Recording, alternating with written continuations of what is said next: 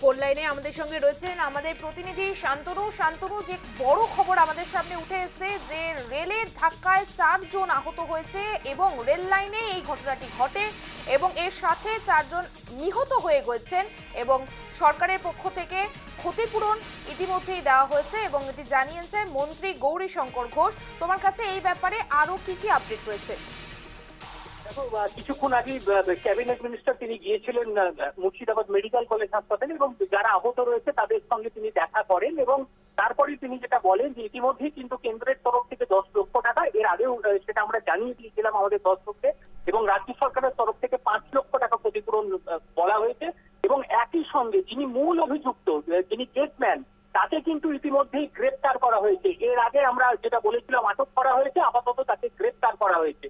তবে সরকারি সূত্রে 4 জন বলা হচ্ছে না, সরকারি সূত্রে বলা হচ্ছে যে 3 জনের কিন্তু মৃত্যু হয়েছে এবং আরো একজনের যেটা মৃত্যু সেটা কিন্তু এখনো পর্যন্ত সরকারের তরফ থেকে জানানো হয়নি।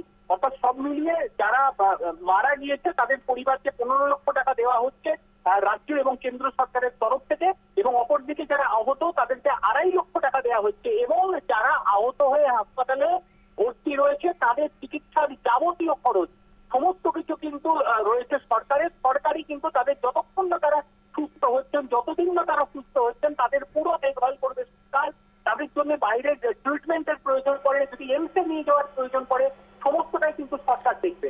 এবং একদিক থেকে আরেকটা কথা তোমাকে জানিয়ে রাখি, মন্ত্রী গৌরীশঙ্কর ঘোষ তিনি কিন্তু একটা বিষয় জানিয়েছেন যে যিনি গেটম্যান তার বিরুদ্ধে যে অভিযোগ আসছে তার বক্তব্য যে দৃষ্টান্তমূলক শাস্তি দেওয়া হবে এবং ইতিমধ্যেই তাকে কিন্তু সাসপেন্ড করে দেওয়া হয়েছে এবং তার যে জিজ্ঞাসাবাদের প্রক্রিয়া সেটা কিন্তু শুরু হয়ে গিয়েছে।